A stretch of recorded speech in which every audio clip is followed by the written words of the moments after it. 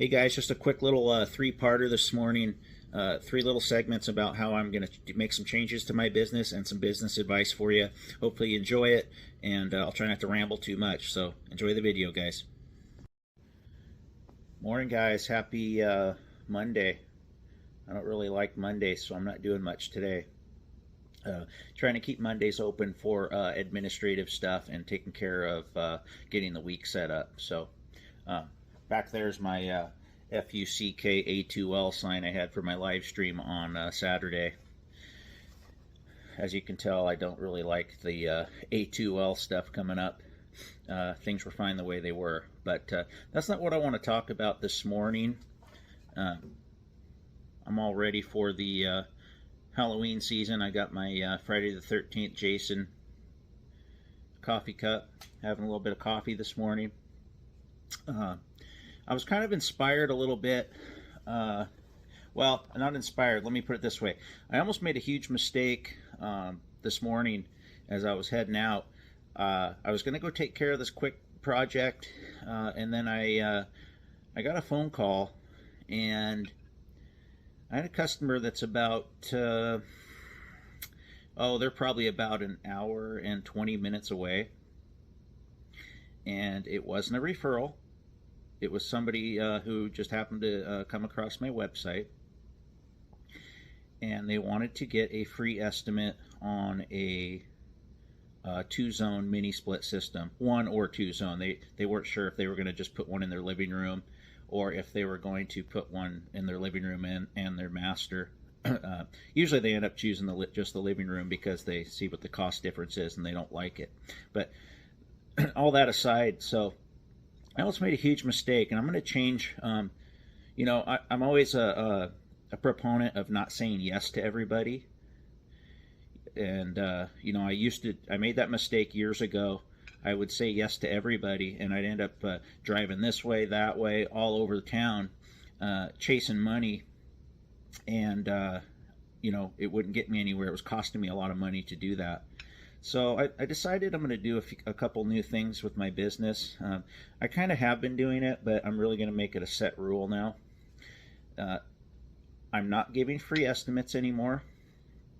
And, well, let me it'll be a free estimate if I can vet them first and know that they're serious and they're going to use me. You know, I'm going to do, so I started out this video saying I was inspired. Well, it made me think about Steve Lav's old video he made, I'd say it was probably 8 to 10 years ago, and he was talking about how he's not going to go out to somebody's house, you know, who's getting multiple estimates and waste his time, his gas, his money, etc., to give them an estimate if they're not 100% serious about getting the work done. So kind of made me think about his video he made, and I'll put a link to it down below in the description for you. He has some really good points on how to deal with customers who may or may not be serious about using us for their work, because we don't want to work for free, right? And that's pretty much the gist of his post. But I'm making a new rule now. I am not giving free estimates. I'm going to try to sell whatever I can over the phone, via text, via email. You know, the customer can send me pictures, and we can go from there. I'm not going to waste my time driving all over the place if I'm not going to make any money, because I don't work for free. And that's the gist of Steve Lav's post as well. Is we shouldn't be working for free, even if it is to give an estimate. You know, you could spend a whole day driving around hoping that you're going to get a project. And I know what some of you are going to say. I know what some of you are going to say. You're going to say, well, you should have that built into your price structure. True, but why should I make the cost of my work higher because I'm wasting a bunch of time on stuff that's not making me any money? So why not just price it accordingly and just price it for when you do have work, right? And that's just easier for me. You know, everybody can run their business the way they want to. You know, I run it the way I want to, and you can do whatever you want with your business. This is what I'm choosing to do, okay? I'm gonna treat my estimates, my installation estimates, as a service call. and you're going to pay me if I'm there walking around with you. Just remember, the clock is ticking. And that's going to make people not want to jerk me around too, because they're going to want to get the process done as quick as possible, because they know that I'm going to be charging them. And I know a lot of you are going to disagree with me on that, and you can if you'd like. I'm going to do what I'm going to do. And I got enough referral business where I don't have to really be doing that a lot, messing around with new people.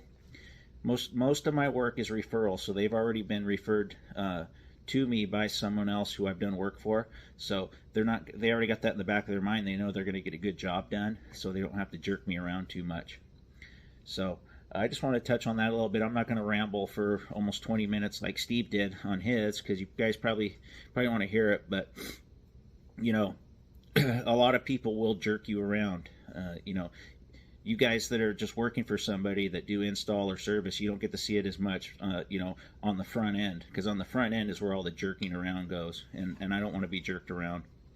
I just want to show up, give you a quality service, you pay me, and we're done. I don't want any deception.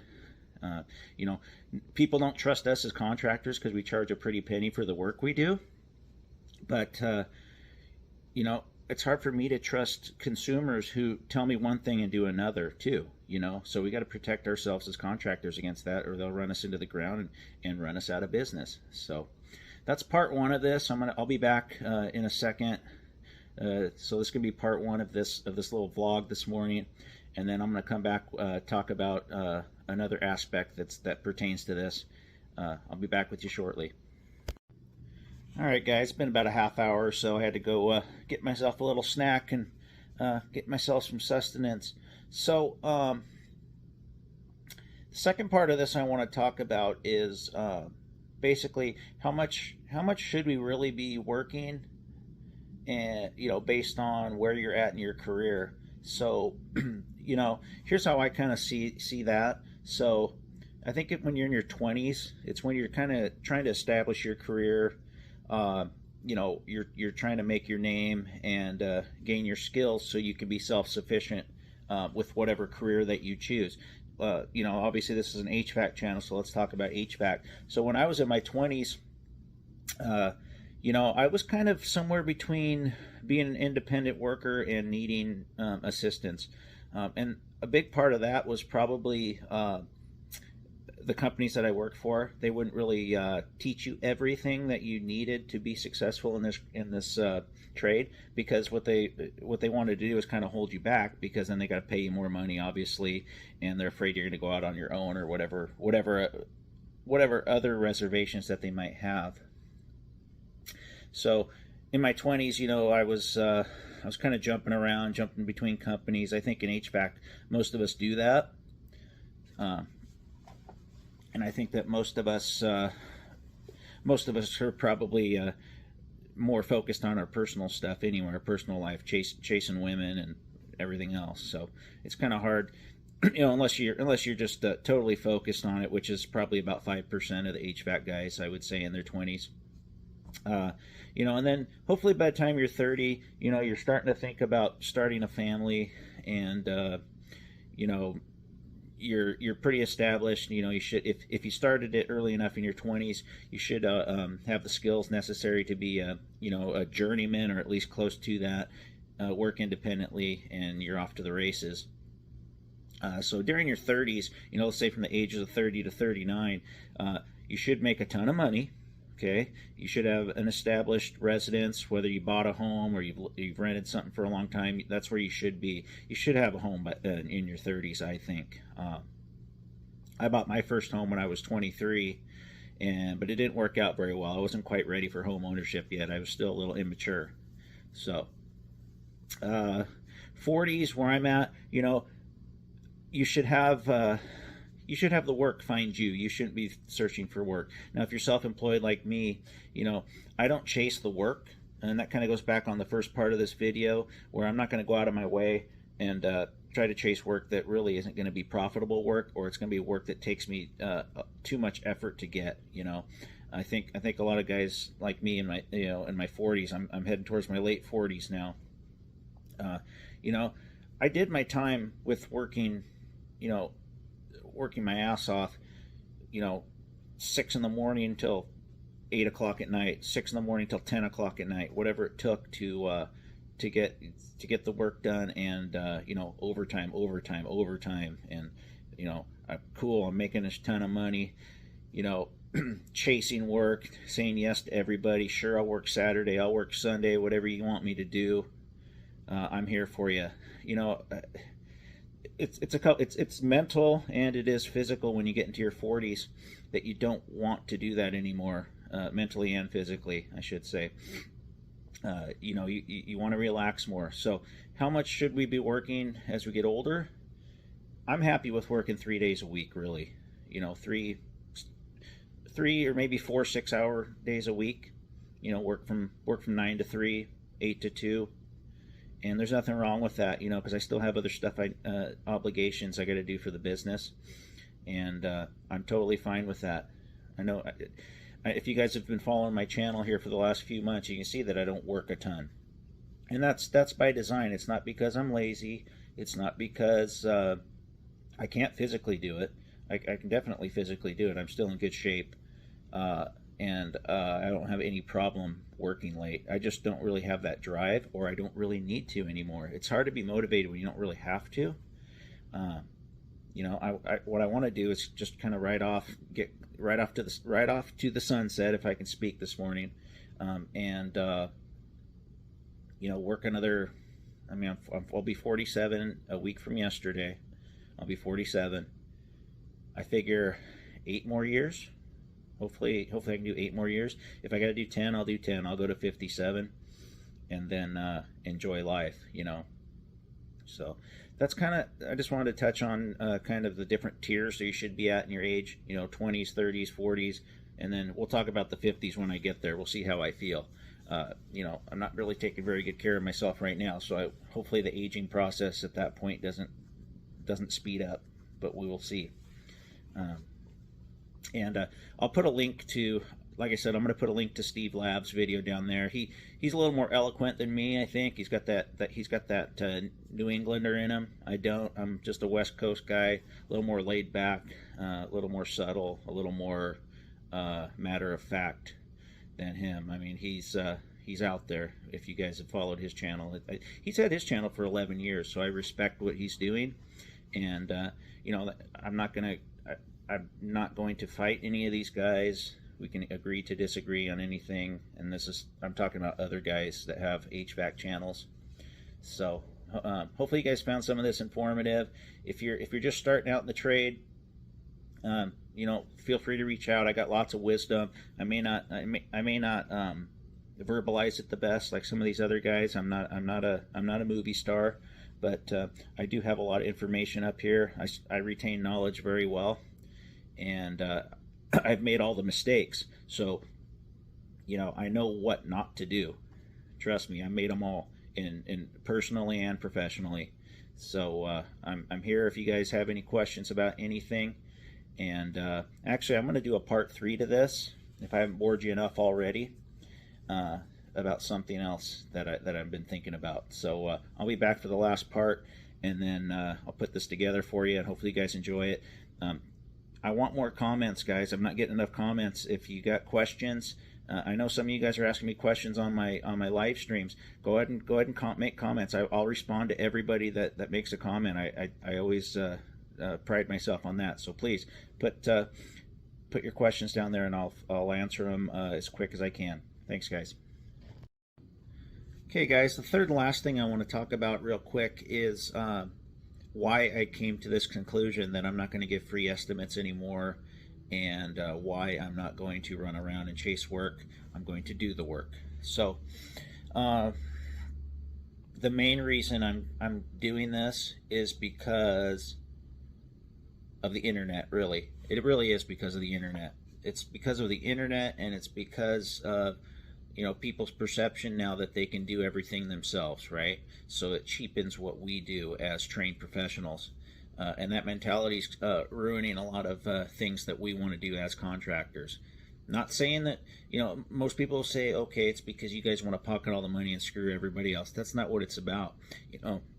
I've invested a lot of time and money into my trade, what I do, and I do hold it sacred. And if you don't like that, then why don't you go out and try to do it? Go get your contractor's license and go do it if you feel like it's easy, because it's not. If it was easy, everybody would be doing it, right? But the consumer now thinks, hey, I could just watch a TV show, or I can go on the internet, find out how to do something, what the parts cost. I'll go get it. By all means, do that.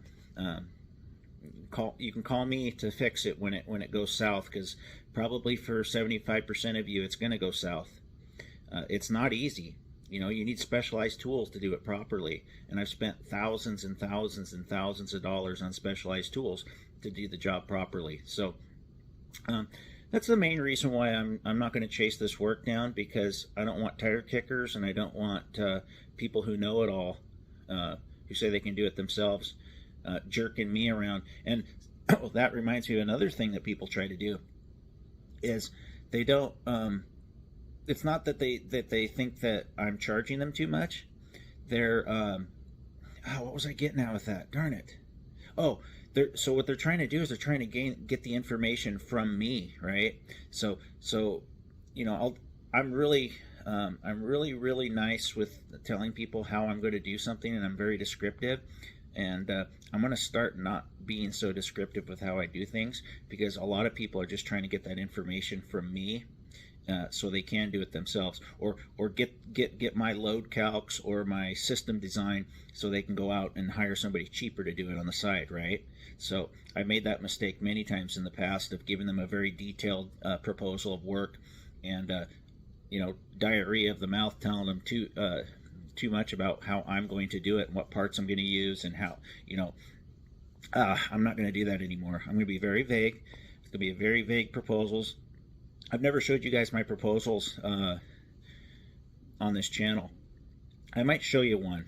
They're very, very descriptive. I get way too descriptive, and I can count probably hundreds of times in my career where the customer has taken my design and had someone cheaper do it. So I'm tired of that happening. So I'm going to vet better, and I'm going to make sure that you want me to do the work before I give you any information from me. I have to protect myself, right? So yes, I'm going to work less. I want to work less. So, it's like Steve Lav said in his video, work less to make more money. If I can work half as much as you and make the same amount of money or more, why wouldn't I do it, right? So it's the American dream. That's why I'm an entrepreneur. That's why I own my own business. I can choose to do that if I would like to. So in closing, guys, thanks for watching, and hopefully you guys learned a little bit today on this little three-parter here. And I'll be back out in the field tomorrow. I was going to be out in the field today, but like I said, I kind of put that off because I can make one trip and do 2 or 3 small jobs tomorrow, which is much smarter for business. So thanks for watching. I'll see you next time.